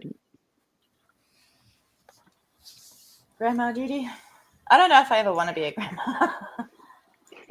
I'd like to be I like being a grandma. Crazy aunt. I like being a grandma. It works for me. What's nice about it is I sugar them up and then I send them home. And then I don't have to deal with them. This is what you did to me. Yeah. I am. I can't remember what I was going to say. I just read Ripfield's comment. Nothing important. Being a gamer would be interesting, a YouTube gamer, but I find that probably weave too fine a quilt of profanity to probably be a gamer. That, and I tend to suck at games. You use profanity? Oh, yeah. No, you fit right in it, right? I don't use profanity. I master profanity. Well, then you'd fit right in with the 13-year-olds who think they have. Exactly. What game are you playing now, Cosmic? Well, I'm about to start up a modern version. It's called Galacticraft of Minecraft. Oh, okay. So you have to build like super nerdy. I'm very sorry. You have to build everything to get yourself up to the moon. You have to find the oil and build all the little things to get like little airlock thing. It's just really, really involved, and it'll take me probably years, but I got time. And it won't break this computer like it did my last time. Hopefully. Not unless I download a virus. Book while I was at my daughter's. Oh, nice. Viruses are not good. No, not for the computer or anything. No. Yeah, I'm just trying not to spill milk all over my computer now. I'm thinking about it. Yeah. Oh. Yes. Okay. What Rip's saying here? I'm gonna try and pull these up at the same time. I keep forgetting. Oh my goodness! Now I need to get to the bottom of the chat. So we're waiting for the doctor now so that we can go. THC being legal here, they see it as a lot. No, we were shocked because we don't have anything like that in our home. So the puppy must have eaten something with it. What I read before. Oh. Yeah.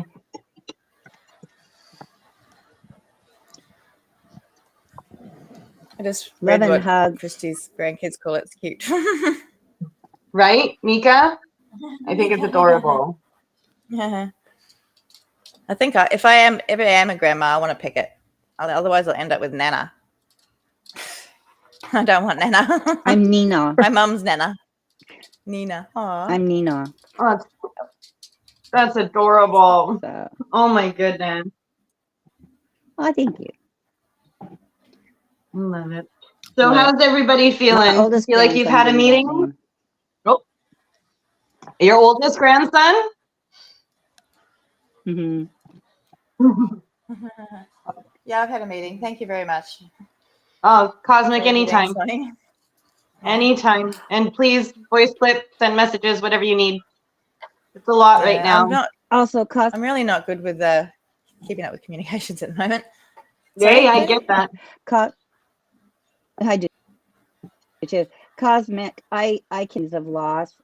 My dad 18 years ago passed away from a massive, unexpected heart attack.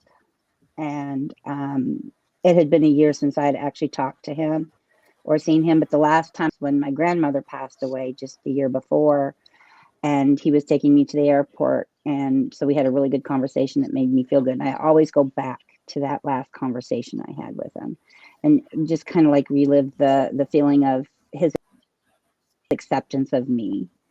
And yeah, that's what keeps me going. Now, I didn't mourn him. I didn't grieve him for almost 10 years because I was raising children and I was too busy to do that. But when I did, oh, did it hit hard. So if you can grieve now, grieve in the way that's right for you.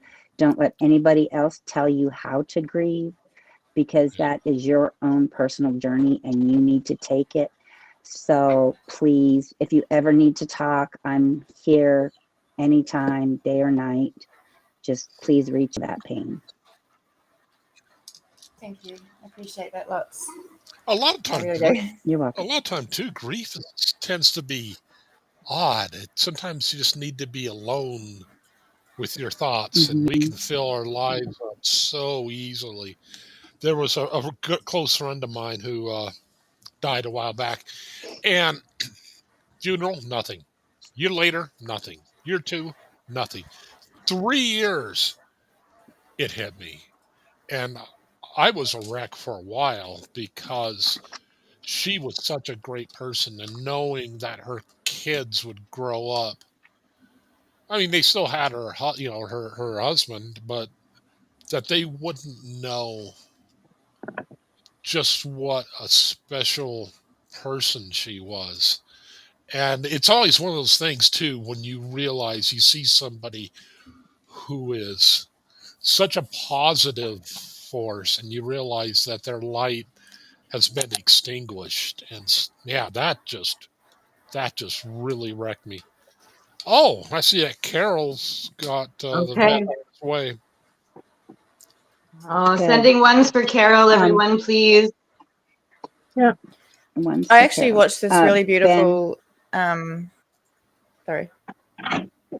it's okay. Go ahead, Cosmic. Oh, sorry. I watched this really beautiful video yesterday about living funeral.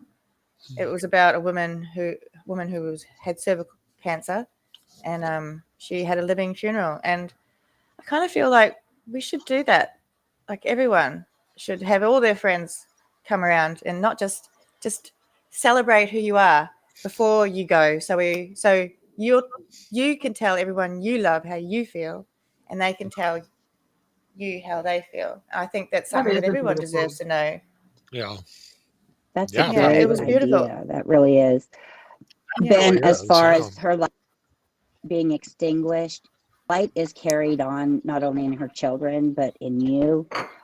You're the one that can let those children know how special she is, and don't let them ever what a special person she was by whatever it is she did that made her special. So, the loss is great. We feel it, we give it, we mourn it, but we can carry on their legacy for them, by reminding the children, the grandchildren, and on to other people. So just remember that. Yeah. Well, They say you're never forgotten as long as your name is spoken. Yeah. Mhm. That's right. So that's one of the reasons why I think death is handled in a completely wrong way in our Western culture. We hide from it. It's a stigma. And when Yep. someone beats cancer as in lives, you know, what happens? What are we saying about those who don't? Yeah. That they succumbed? No, they didn't. They fought as hard as they could. Yeah. And it's just, I just think we should reframe the way death is something that's inevitable. And we all need to deal with it. So I just think that, and because I didn't have to, I'm struggling now. Death was hidden from me. We weren't allowed to go to funerals. My dad was the only one who went back for my grandmother's funeral, and she was the first person I ever cried about. Had my own little funeral in the back of my house where I buried a Barbie. I always wondered what the next people would think if they found her. Yeah, it's just like, I just think that we should teach people that death is something that's going to happen, and it's sad, but death isn't scary. It's dying that's scary, which is something that I saw yesterday in the video, and I'm like, oh, that hurt. You know, because when it's a slow movement. That's scary. Every day Where you reckon? I think so. do you I happen, absolutely agree.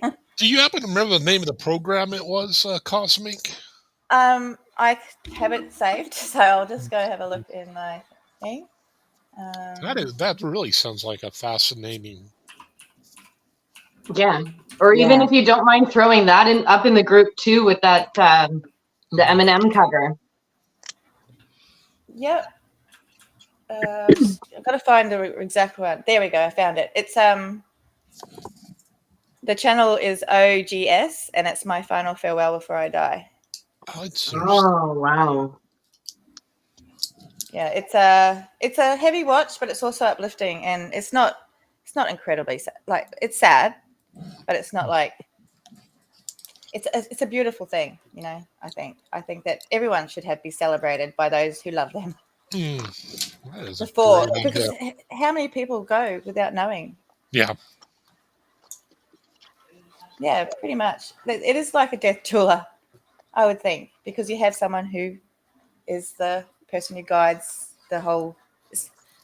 Yeah, I guess I can't think. I don't want to know who guides the funeral. I don't know what they call the person who normally does that. But that's, yeah. I'm just trying to post it before I forget, because I get distracted. I know that Welcome to feeling. my life. Right? Right? Says me who's Oh, like shoot, typing I can away be and in the looking middle of down. talking, forget about what I was saying. I was waiting to call Misha. Well, I had my smart meeting, and then I was going to call Misha. I got distracted by like some stupid dog video I saw on my phone. Actually, great dog video. but then you see one, and then it goes to the next one, and then you're stuck for ages just doing this. Oh yeah, there was a video I found yesterday. I got off on a tangent. It was two old guys that are playing. They're playing an AC/DC song on an acoustic guitar, and another old guy had a helmet on. Another old guy had a pan, and he was hitting in the head with the beat. And it's like, for some reason, that just set me off, and I just went off on a trail, never to find my thought. Well, see, that was another video that got me, because after that there was more funny ones. I was like, hey. Yeah, that's one thing I always find though whenever I study something heavy or get knee deep in true crime or trying to do something with trying to get into somebody's psychology and things like that. Oftentimes, if I get in a dark place, I always have to turn around and watch baby animal videos. Baby goats are great. Baby border collies, they're all good. If someone can, a mod maybe put the link up, because I'm trying to. Hang on, I can't copy paste over. Oh no, I can over here. Hold on for the there it is. I got it. Yeah. It's in Maybe the in the group. And Janet, if your therapist thinks that, you must have a very kind, compassionate, loving vibe, because I don't think anyone could just do that. Oh gosh, Heather.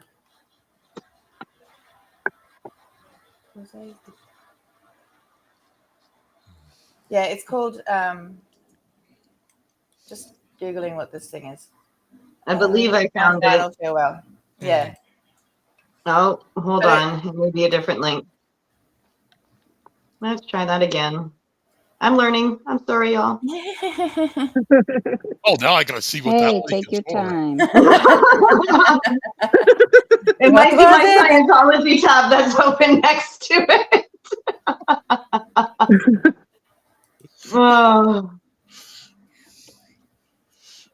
So yeah, I just think, because I would like to celebrate, like, everybody. I think everybody deserves a celebration, but not a birthday one. I don't like birthday parties.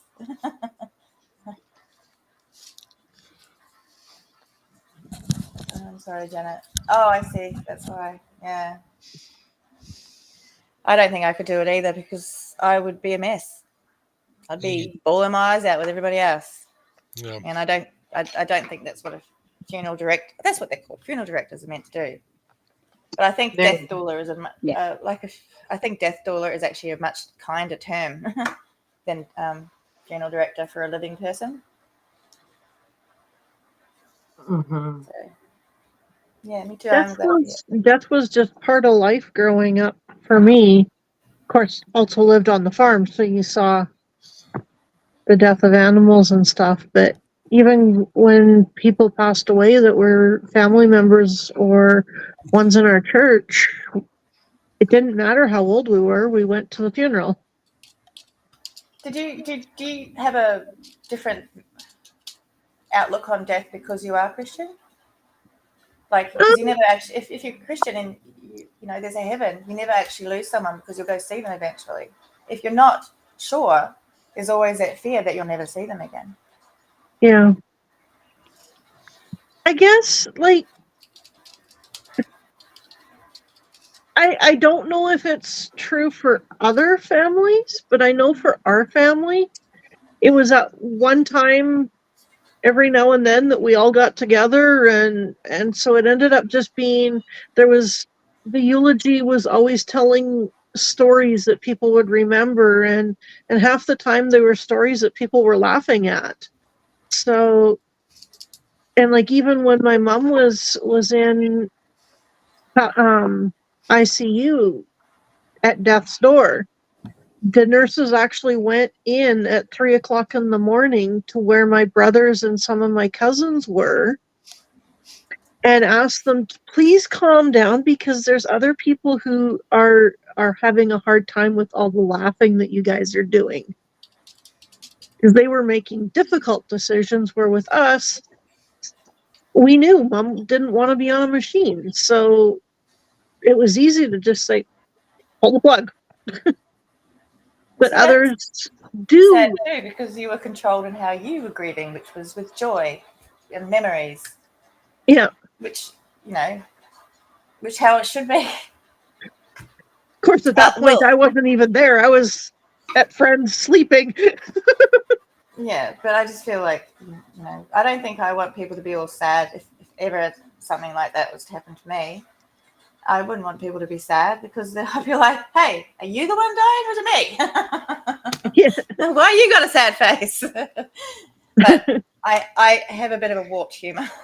So, as that. I'm the one Right one there like with you. the New Orleans people. I'm the one that wants to have when the Saints go marching in at sung at my funeral. I was going to put in stuff. I was thinking another one bites the dust, but that's so overplayed now. It'd be fun too.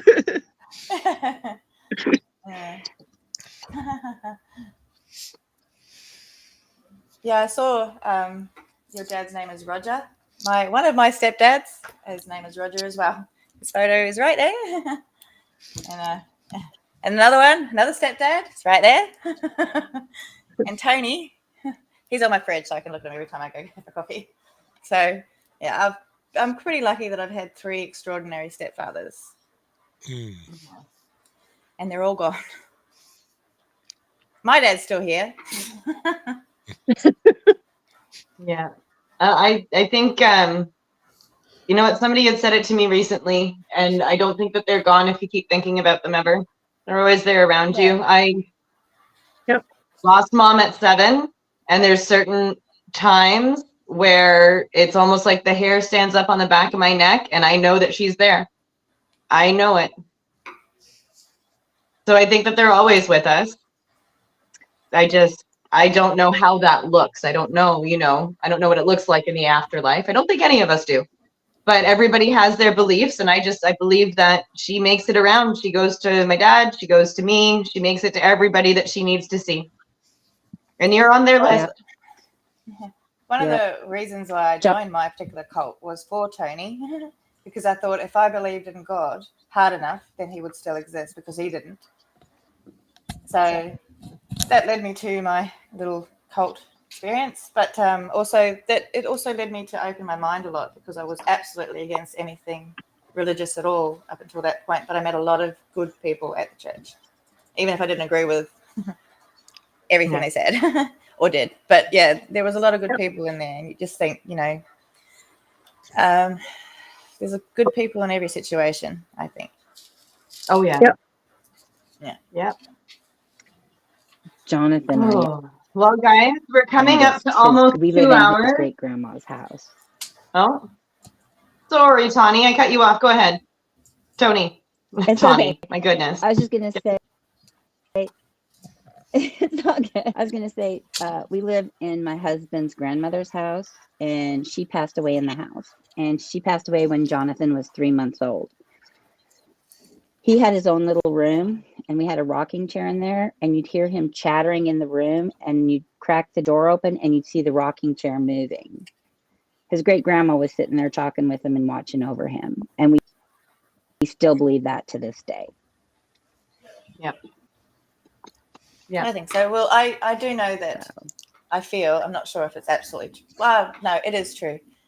Tony has a song written specifically for him by the winner of The Voice, I think it's called, or something like that. It was like something like that over here in Australia. And she wrote a song for Tony, about Tony and the feelings. And whenever I'm incredibly depressed and listen to music, I'm thinking about Tony, that song will come on, or like it's on a shuffle. I have everything on a shuffle, but it always seems to come on when I'm in my car alone, and I get to think of him.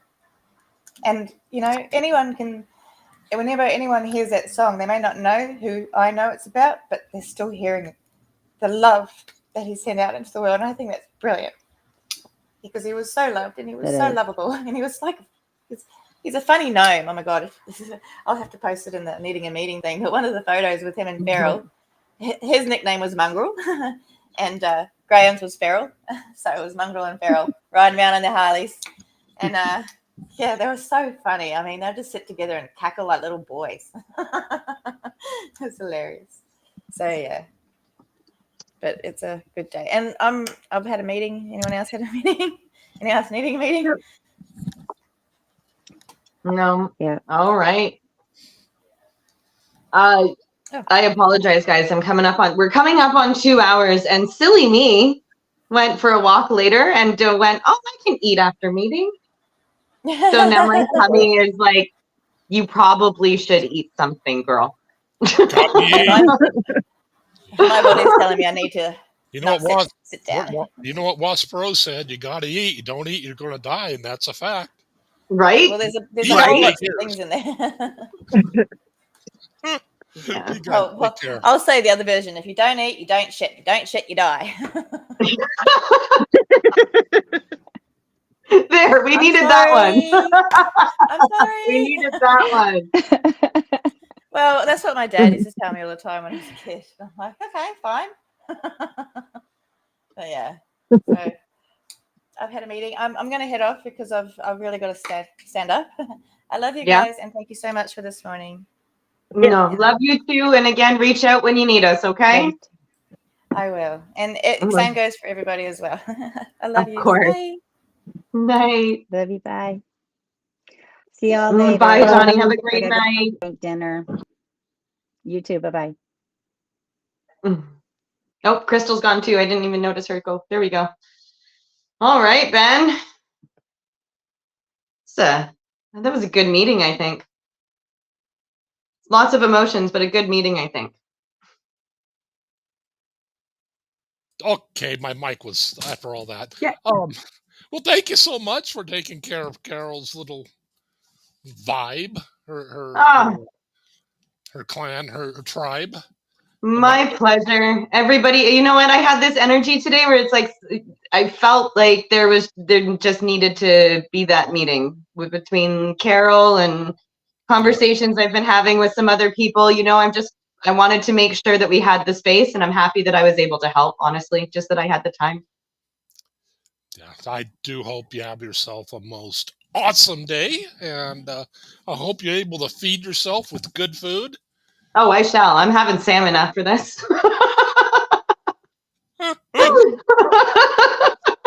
You take care. Good night, Ben. Thank you. All right, guys. Thank you so much for joining me on Needing a Meeting tonight. Please keep Carol in your thoughts. The vet is there right now. But that's it for us tonight. Peace, y'all.